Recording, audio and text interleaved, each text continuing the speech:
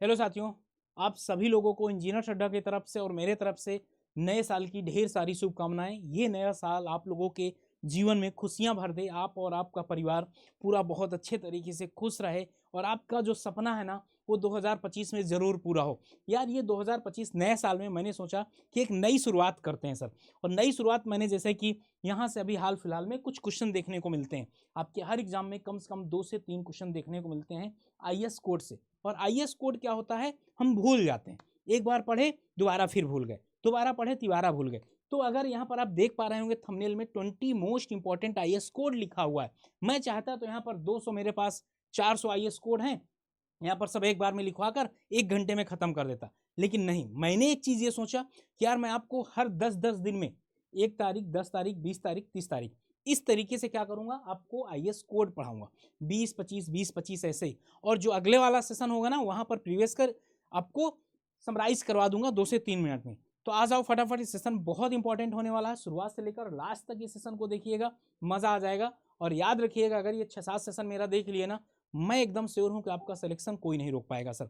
Selection का मतलब कि आपका एग्जाम में 2-3 क्वेश्चन से रुक जाते हैं और ये गलत कर देते हैं, तो ये पोर्शन आपका स्ट्रांग हो जाएगा सर। चलिए क्या क्या है इसमें से, बहुत ऐसे होंगे जो जानते होंगे, मुझे पता है। लेकिन जानते हैं अच्छी बात है, लेकिन और इनको कैसे एकदम एक्यूरेट याद करना है, ध्यान से देखिएगा। यहाँ पर क्या करना होगा, यहाँ पर जैसे लिखा हुआ आईएएस कोड 456 2000, यहाँ पर आप देख रहे हो हर बच्चे को पता होगा। लेकिन सर अभी इस पे और एक वीडियो लेकर आ रहा हूँ जहां पर जो अभी नए अमेंडमेंट हुए ना, क्या क्या चेंजेस हुआ। यहाँ पर किसके लिए होगा, प्लेन के लिए होगा और रेनफोर्स्ड कंक्रीट के लिए होगा। प्लेन के लिए होगा और रेनफोर्स्ड दोनों के लिए होगा। अब यहाँ पर आपसे केवल ये भी पूछा जा सकता है, सबको पता 456 काहे के लिए होगा, आरसीसी के लिए होगा भाई, लेकिन प्लेन के लिए भी यूज होता है, ध्यान दीजिएगा। इसके बाद आप पढ़ते हो 800, जहां स्टील पढ़ते हो आप, code of practice for general consideration in steel. ये जो कोड की लैंग्वेज लिखी हुई है ना, इसको जरूर पता होना चाहिए। 875 सबको पता होगा, 1987 ये 2007 में हुआ था और ये 1987 में हुआ था। ये किसके लिए, code for practice of design loads. अब इनके बारे में फिर से ये क्लासीफाई अलग अलग किया गया है, नेक्स्ट स्लाइड में आपको बताने वाला हूँ। ठीक, और आगे अगर चलते हैं तो 1343 1980। अब बताओ 1980 वाला है, कुछ अमेंडमेंट हुआ है यहाँ पर। Code of practice for pre stress concrete. और आपको पता है कि आजकल प्री स्टेस बहुत ज़्यादा चल रहा है, तो प्री स्टेस हो गया। ये जनरल कोड थे जो आपको पता होंगे, ठीक ना, मैं मानता हूँ कि आप लोगों को पता होंगे सर। अब इसके आगे क्या खास है, इसके आगे अगर बात किया जाए, इसके आगे जो अभी आपको मैं लोड के बारे में बताया हूँ ना, आपके एग्जाम में भी पूछा जा सकता है कि लोड को कितने पार्ट में डिवाइड किया गया है। जो आपका लोड वाला आईएएस 875 वाला कोड है, उसको कितने पार्ट में डिवाइड किया गया है, part 1, part 2, part 3, part 4, part 5, 5 part में डिवाइड किया गया है सर। अब आपके एग्जाम में आ जाता है ना कि विंड लोड कौन से पार्ट में आता है, थर्ड में। डेड लोड, फिर इम्पोज लोड, फिर विंड लोड, फिर स्नो लोड, और फिर क्या 5 में क्या है, special load and load combinations. अभी सर याद कैसे होंगे, ये भी एक बहुत बड़ा बात है कि सर याद कैसे होंगे। अब मैं बता देता हूँ याद कैसे होगा सर। आप ना, अब आप देख लीजिए, जैसे कि आपने कोई एक स्ट्रक्चर बनाया, तो भाई सबसे पहले आपने स्ट्रक्चर छत ढाला, तो छत में सबसे पहले क्या होगा, पहले उसका मटेरियल वाला डेड लोड आएगा। ओके, डेड लोड आएगा, फिर इसमें आपने कोई इम्पोज लोड या लाइव लोड, आप यहाँ चल रहे थे, इम्पोज लोड या लाइव लोड आ गया दूसरे नंबर पे। तीसरा, जब आप ऊपर चल रहे थे तभी आपकी हवा चली, तभी क्या चली, हवा चली, बर्फ गिरा। ओके, हवा चली, उसके बाद जब हवा चलेगी तभी तो बर्फ गिरेगा, कि बर्फ गिरा हवा चली नहीं, पहले हवा चलेगी इसके बाद बर्फ चलेगा होगा। फिर इसके बाद क्या होगा, special loads and load combination होंगे। तो आप इसको बहुत अच्छे तरीके से याद कर लीजिएगा, क्योंकि अभी तक आप पढ़ते थे 875 आपका लोड के लिए होता है, लेकिन इसके अंदर भी क्लासिफिकेशन होते हैं और कुछ इस तरीके से आपको देखने को मिलेंगे सर। और आगे अगर बढ़ा जाए सर, यहाँ पर ये तो आपका हो गया। ओके, अब यहाँ पर और आईएएस कोड देखिएगा, 269 आपको याद करवाया हूँ मैं, और 8112 और 12269। ओके, ये आपको पढ़ाया गया। यहाँ पर आप इसको, ये 2013-13-9, ये अभी चेंज हुआ, बाकी तो ये 89-87 वाला है, कोई बात नहीं, आपका इससे मेन लिए ये काहे के लिए है, 33 के लिए है, और ये काहे के लिए 43 के लिए, ये काहे के लिए 53 के लिए। अब इनको याद भी मैंने करवा दिया था, इनके कोड भी याद करवा दिए। यहाँ पर साफ साफ लिखा 33, 43, 53। ओके, 33 क्या रिप्रेजेंट करता है, 28 दिन के बाद उसकी कंप्रेसिव स्ट्रेंथ। ओके, 269 जैसे था, मैंने आपको याद भी करवाया था। देखिए मैंने आपको याद भी करवाया था सर। यहाँ पर अगर देखा जाए 33 का है, 33 लिख लिए, 3 के पहले 2, तो आपने क्या किया, 2 पहले यहाँ से ले लिए, अब इसका मल्टीप्लाई इसमें कर दिए 6 हो गया, इसका मल्टीप्लाई इसमें कर दिया 9 हो गया सर। अब 2 2 के पेयर बनाना, सिंगल है तो इसका स्क्वायर कर दीजिए, कितना हो जाएगा, 9 का स्क्वायर 81 हो जाएगा, 6 दूनी 12 हो गया।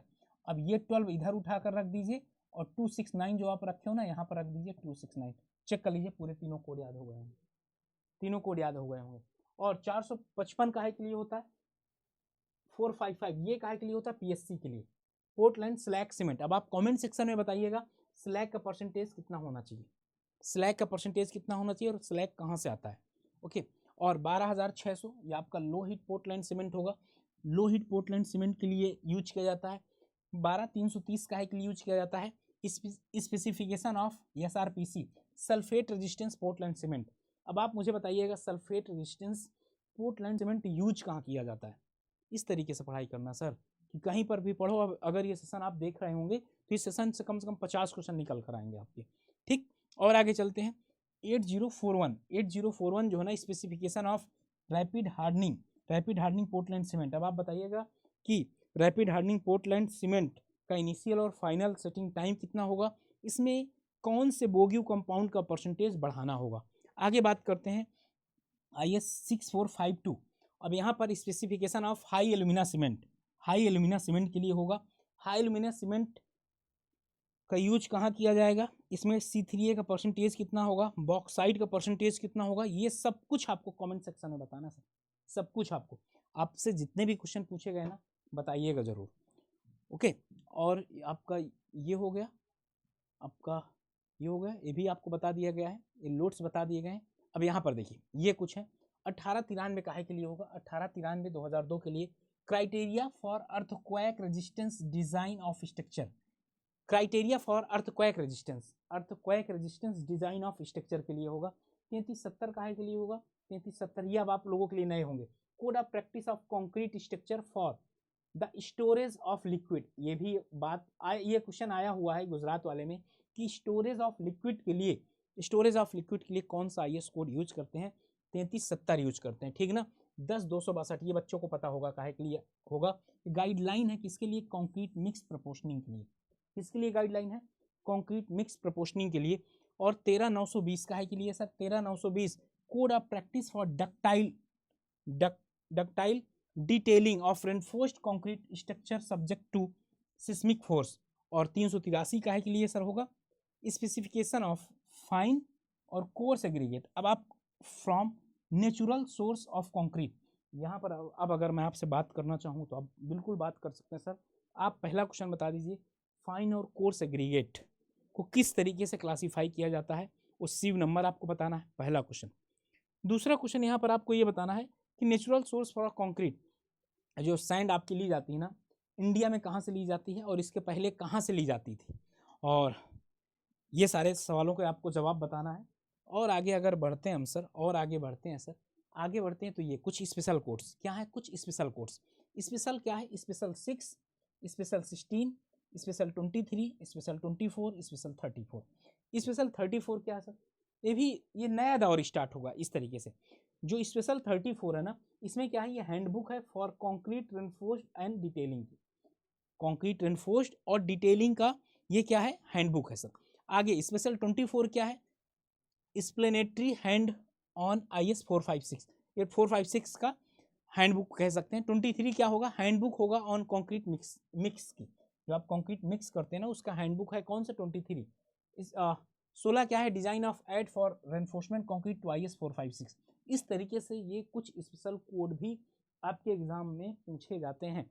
6 काहे के लिए, स्ट्रक्चरल इंजीनियरिंग के लिए, स्टील सेक्शन के, जो 800 वाला था ना वो वाले के लिए। और आगे बढ़ते हैं सर, ये भी आप लोगों के लिए नए ही होंगे, अभी ये वाले सारे कुछ आपके लिए नए ही होंगे, ठीक ना। तो यहाँ पर क्या है, स्पेशल 80 IS कोड 8081 काहे के लिए होगा, rapid hardening Portland cement, rapid hardening Portland cement. और 1077 काहे के लिए होगा, brick for masonry work, brick for masonry work, brick for masonry work 1077। 3495 काहे के लिए होगा, अब देखो ये इंपॉर्टेंट है, ब्रिक की टेस्टिंग के लिए, ब्रिक की टेस्टिंग के लिए। ब्रिक के 5 टेस्ट के नाम आप बताइएगा, अब यही तो है भाई, जब आप पढ़ते हैं, अगर मैं कमेंट सेक्शन में पूछ रहा हूँ और जो बच्चा ज़्यादा मतलब आ रहा होगा वो कमेंट करेगा, जिसको नहीं आ रहा होगा कमेंट नहीं करेगा sir. Method of testing of brick के लिए 3495 432 माइल स्टील, ये वाला क्वेश्चन तो आपके एसएससी में कई बार आ चुका है। माइल स्टील के लिए क्या हुआ 432। 1498 आईएस कोड किसके लिए हो, क्लासिफिकेशन और आइडेंटिफिकेशन ऑफ सॉइल, सॉइल का क्लासिफिकेशन और उसका आइडेंटिफिकेशन के लिए 1498। और 4889 किसके लिए होगा, पोर्टलैंड पोजोलाना सीमेंट। अब पोर्टलैंड पोजोलाना सीमेंट में आप मुझे बता सकते हैं पोजोलाना कितने तरह का होता है, पोजोलाना इसका नाम क्यों पड़ा, पोजोलाना का दूसरा नाम क्या होता है, ये आप बता सकते हैं। 8043 काहे के लिए होगा IS code, hydrophobic portland cement. Hydrophobic मतलब पानी से डर लगना, हाइड्रो मतलब पानी, फोबिया मतलब डर लगना। इस सीमेंट का यूज कहाँ किया जाता है, और नॉर्मल सीमेंट के कंपैरिजन में इसमें और क्या ऐड किया जाता है, ये बात हो गई। अब यहाँ पर मैं आपको बताऊँ, ये दूसरे कोड में जाने के पहले मैं आपको एक चीज़ आपको बता दूँ कि नया साल भाई, नए साल में मैं चाहता हूँ कि आप सब लोगों के घर में 2025 में खुशियाँ आएँ। तो भाई इसके लिए कुछ तो मेहनत करनी पड़ेगी, सिंपल सी बात है। आप एक चीज़ सुन लीजिएगा, आप सिविल इंजीनियर हैं, जब एक कोई ओवर ब्रिज बन रहा होता है ना, जब तक ओवर ब्रिज बनता है भाई कितना लोगों को प्रॉब्लम होती है, समझ रहे हो, कितना लोगों को प्रॉब्लम होती है, कितना ट्रैफिक, कितनी जाने जाती हैं, सब कुछ होता है। और इसके बाद जब ओवरब्रिज बन जाता है तो 50 साल के लिए आपकी लाइफ एकदम सुटेबल या आसान हो जाती है, सुलभ हो जाती है।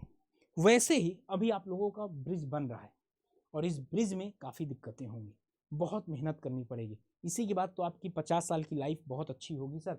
देखिए अभी नए साल पर इंजीनियर सर आपको प्रोवाइड कर रहा ना, ट्रिपल वैलिडिटी प्रोवाइड कर रहा है और ढेर सारे आपको सरप्राइजेस भी दे रहा है। जैसे आप AEJE में जाएंगे, आप civil, mechanical, electrical, computer science किसी भी वर्टिकल से हैं, आप ना महापैक पे इनरोल कर सकते हैं। क्यों महापैक में, क्यों सर, महापैक में अगर आप इनरोल करेंगे ना सर तो ये सारी चीज़ें आपको मिल जाएंगे, सभी बैचेस के एक्सेस मिल जाएगा। आप चाहे RRB, चाहे, क्योंकि बाद में बच्चा बहुत परेशान होता है, सर मैं SSC की तैयारी कर रहा था, मेरा RRB निकल रहा, तो सर उसकी तैयारी करवा दीजिए, फिर से उनको कोर्स में इनरोल करना पड़ता है। तो यहाँ पर आप जाके 27 मंथ का ले लीजिएगा, चाहे 18 मंथ का ले लीजिएगा। यहाँ पर बहुत ज़्यादा कॉस्ट भी नहीं है भाई, कितना है 2099 रुपये। अगर आपके पास है तो आप इतने में ही इनरोल कर लीजिएगा। और अगर डिस्काउंट चाहिए तो डिस्काउंट में Y579 आप कूपन कोड अप्लाई कर सकते हैं, नेसेसरी नहीं है लेकिन करने को कर सकते हैं। 1900 रुपये का पड़ जाएगा आपको, ठीक ना। ऐप के माध्यम से जाएंगे 40-50 रुपया और छूट जाएगा। यार 1900 रुपया क्या यार, हम एक इंजीनियर हैं भाई, इतने हमारे 2-4 घंटे की कमाई होगी, ठीक ना, तो वो हमको नहीं सोचना। और करो मेहनत यार, इस बार सिलेक्शन लो। अगर इंजीनियरिंग महापैक लेने से एक फ़ायदा आपको यही तो बता रहा था मैं, देखिए जैसे RRB JEE का सफलता नहीं लेने की ज़रूरत, फाउंडेशन भी उसी में इंक्लूड हो जाएगा। और आगे अगर बढ़ते हैं SSC JEE का आरंभ भी वहीं हो जाएगा, हिंदी बैच भी वहीं मिल जाएगा, सब कुछ आपको डिट्टो मिल जाएगा। आगे बढ़ता हूँ, आगे यहाँ पर और भी कुछ IAS कोड हैं, इनको भी हम समाप्त कर लेते हैं। 1343 आपको प्रीस्ट टेस्ट का हो जाएगा। 1893 अर्थक्वेक लोड के लिए होगा। 1893 काय के लिए होगा सर, अर्थक्वेक लोड के लिए होगा। 27-20 आपका हो ही गया, 383 आपको बता ही दिया गया फाइन और कोर्स के लिए, ठीक है ना। इस हिसाब से अगर आप देखें, इस हिसाब से अगर आपने देखा तो आपको जो IAS कोड थे, चलो ये वाले तो सबको पता थे, 20 से ज़्यादा ही थे, करीब करीब 40, ये तो आपको पता ही थे, सारा कुछ पता था। लेकिन यहाँ से आपको 3-4 नए मिले यहाँ पर। और इसके बाद फिर से ये पढ़े होंगे लेकिन याद नहीं होगा, लेकिन अब याद हो जाएगा। और आगे बढ़ते हैं, यहाँ से फिर आपके लिए कुछ नए आपको देखने को मिलेंगे। 10-262 तो लास्ट ईयर में ही SSC JEE ने पूछा था, ठीक ना। अब ये स्पेशल वाले भी मैं इंक्लूड किया हूँ, और यहाँ से भी आपको पढ़ना चाहिए, ज़रूर आपके एग्ज़ाम में आएगा। और अगर किसी तरीके का आपको गाइडेंस चाहिए या एडमिशन के लिए आप इस नंबर पर भी कॉल कर सकते हैं, और कूपन कोड लगाकर Y579 2025 को एक बहुत ही बेहतरीन तरीके से आगे बढ़ाया जा सकता है। और देखो कॉन्सेप्ट तो क्लियर करना पड़ेगा भाई, और कॉन्सेप्ट क्लियर करिए। और डेली यूट्यूब पर मेरी 6 बजे, शाम के 6 बजे फ्री ऑफ कॉस्ट यूट्यूब पर क्लास चलती है, पहले जाओ वहाँ पर देख लो कि मास्टर पढ़ा पा रहा है कि नहीं। अगर पढ़ा रहा है, आपको लग रहा है कि इसके पढ़ने से सिलेक्शन हो जाएगा, बहुत पॉडकास्ट बच्चों के साथ भी है जिनकी रैंक भी काफ़ी अच्छी आई है, 3री रैंक, 8वीं रैंक और 7वीं रैंक UPPSC में, तो उनसे आपको थोड़ा सा पता चलेगा कि सर क्या है, किस तरीके से पढ़ाया जाता है। बाकी आई होप आपको वीडियो काफ़ी अच्छी लगी होगी, तो मैं इसी के साथ अलविदा चाहता हूँ। सेशन को लाइक ज़रूर करिएगा और चैनल को सब्सक्राइब करना मत भूलिएगा। Okay bye, love you, thank you and जय हिंद मेरे प्यारे साथियों।